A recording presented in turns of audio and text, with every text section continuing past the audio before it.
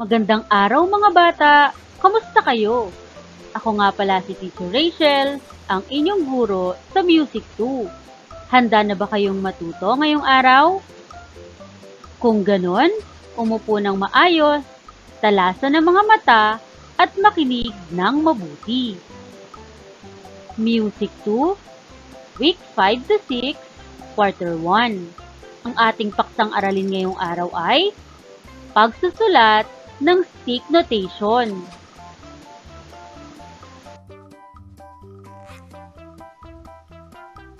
Layunin: pagkatapos ng araling ito, inaasahang ikaw ay makasulat ng stick notation mula sa napakinggang rhythmic pattern.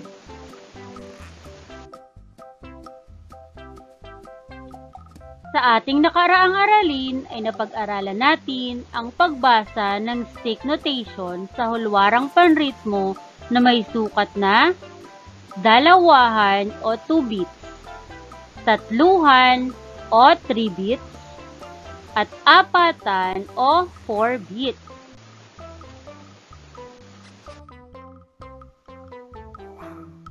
Ang stick notation ay isang pamamaraan para sa pagtuturo ng pagbasa ng musika. May dalawang uri ng stick notation. Ito ay stick notation na may isang linya. At ito naman ang stick notation na may dalawang linya.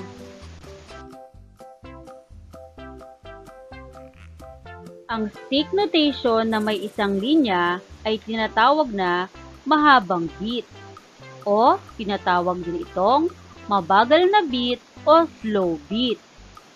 Ang stick notation naman na may dalawang linya ay tinatawag na maiksing beat, o tinatawag din itong mabilis na beat o fast beat.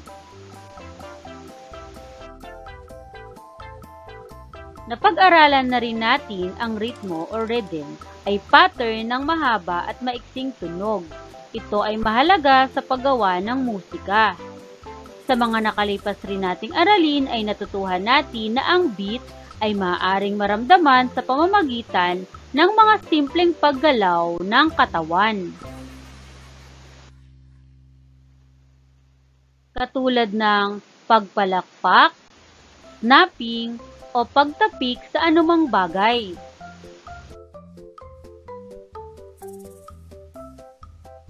Ang linyang ito ay nagre-representa ng beat at ito ay may isang beat o 1 beat. Tinatawag itong stick notation. Mayroon lamang itong isang tunog. Ang isang tunog ng ritmo ay tinatawag na da o binabasa bilang da, da, da, da. Ang mga salitang big, cow, at corn ay may isang tunog ng ritmo.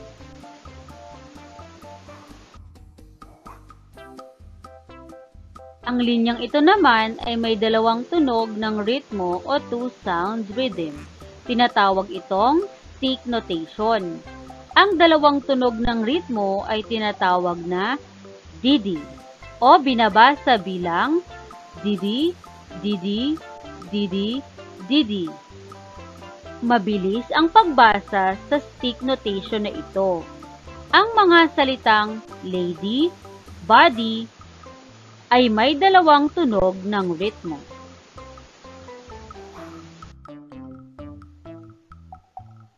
Ang mga simbolong ito ng stick notation ay mahalaga sa pagbuo ng musika. Ang stick notation na ito na may isang linya ay mahabang beat. At ang stick notation naman na ito na may dalawang linya ay may maiksing beat.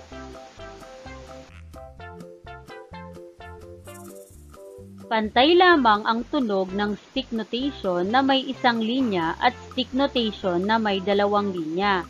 Pag-aralan ang mga pattern na ito. Ipinapakita na ang mga ito ay pantay o equal. Halimbawa, ang 4 na stick notation na may isang linya ay kapantay o equal ng 4 na stick notation na may dalawang linya.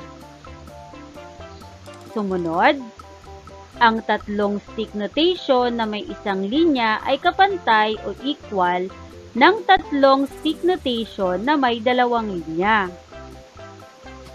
Ang dalawang stick notation na may isang linya ay kapantay o equal ng dalawang stick notation na may dalawang linya. Ngayon mga bata, pag-aralan nating isulat ang stick notation sa awiting 10 Little Indians. Mga bata, alam nyo ba ang awiting ito? 10 Little Indians. Ngayon, lagyan natin ng stick notation ang bawat salita. Ang salitang 1 ay isang linya lamang. Ang salitang little ay dalawang linya ng stick notation dahil ito ay binibigkas ng mabilis, little. Ang 2 ay isang linya lamang dahil mabagal lang ang pagbigkas dito. Sa little, dalawang linya ulit dahil ito ay mabilis na beat. 3, isang linya. Little, dalawang linya ng stick notation. Indie, dalawang linya ng stick notation dahil mabilis siyang bigkasin. At ants, isang linya ng stick notation. Indian. 4, isang linya. Little, dalawang linya ng stick notation. 5, isang linya. Little, dalawang linya. 6, isang linya. Little, dalawang linya. Indie, dalawang linya. Ants, isang linya. 7, dalawang linya ng stick notation.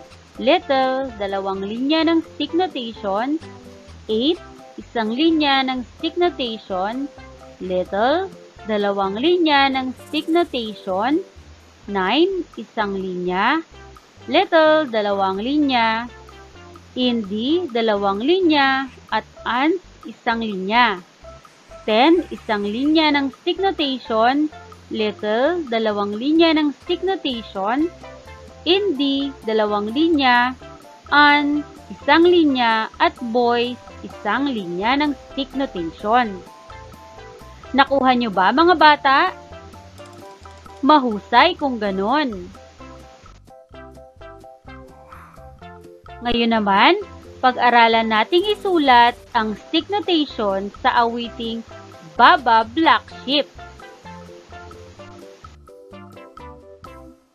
Mga bata, alam nyo rin ba ang awiting ito? Mamaya ay susubukan nating awitin ang Baba Black Sheep. Ngunit bago iyon, isulat muna natin ang stick notation nito. Ba, isang linya. Ba, isang linya. Ba, isang linya. Ship, isang linya. Have you ay mabilis bigkasin, kaya naman ito ay may dalawang linya. Any, dalawang linya din, dahil mabilis din itong bigkasin.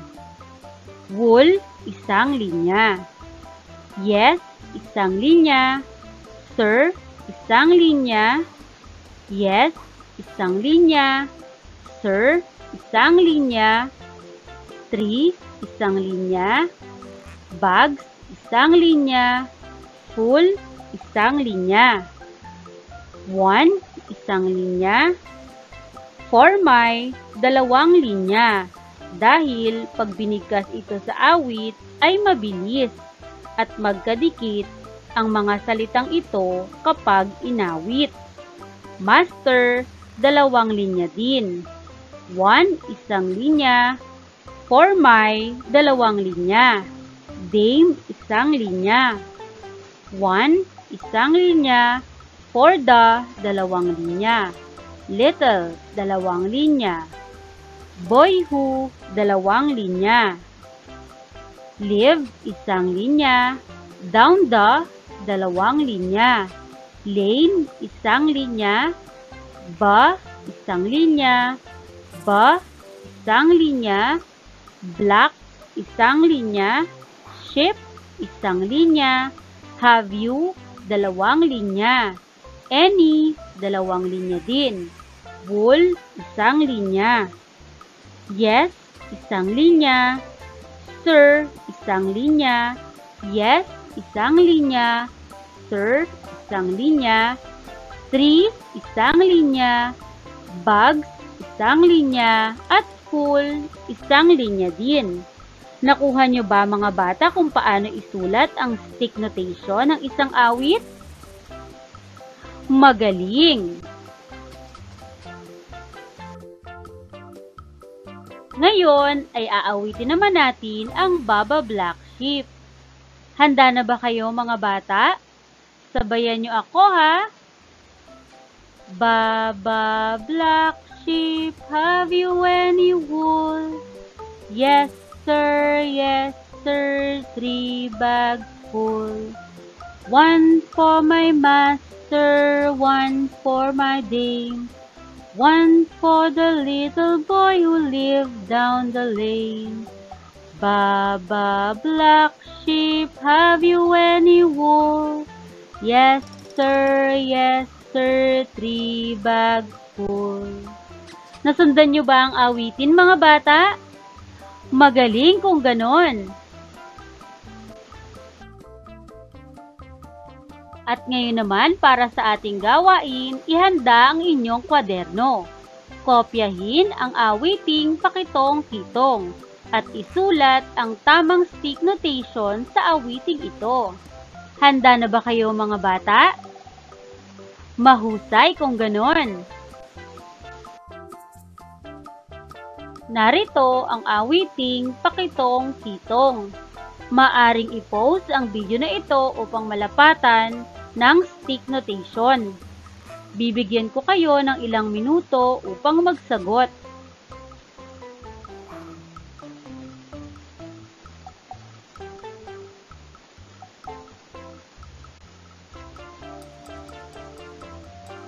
Tapos na ba mga bata? Ngayon, tignan natin kung tama ang inyong mga sagot. Ang unang salita ay tong, at ito ay may isang linya ng stick notation. At ang tatlong sumunod na salitang tong ay may tig-iisang linya ng stick notation. Ang salita namang paki, dahil ito ay mabilis bigkasin, ito ay may dalawang linya ng stick notation. Ang tong, isang linya. Ang ki, isang linya rin ng stick notation. Tong, isang linya ng stick notation. Ang salitang ali ay may dalawang linya ng stick notation dahil ito ay mabilis na bigkasin. Ang ma, isang linya ng stick notation. Ngo, isang linya. Sa, isang linya. Da, isang linya. At gat, isang linya rin ng stick notation. Ma, isang linya ng stick notation. Laki, dalawang linya ng stick notation sapagkat ito ay binibigkas ng mabilis sa awiting ito. At isang linya ng stick notation. Ma, isang linya. Sarap, dalawang linya ng stick notation. Ma, isang linya ng stick notation. Hi, isang linya ng stick notation.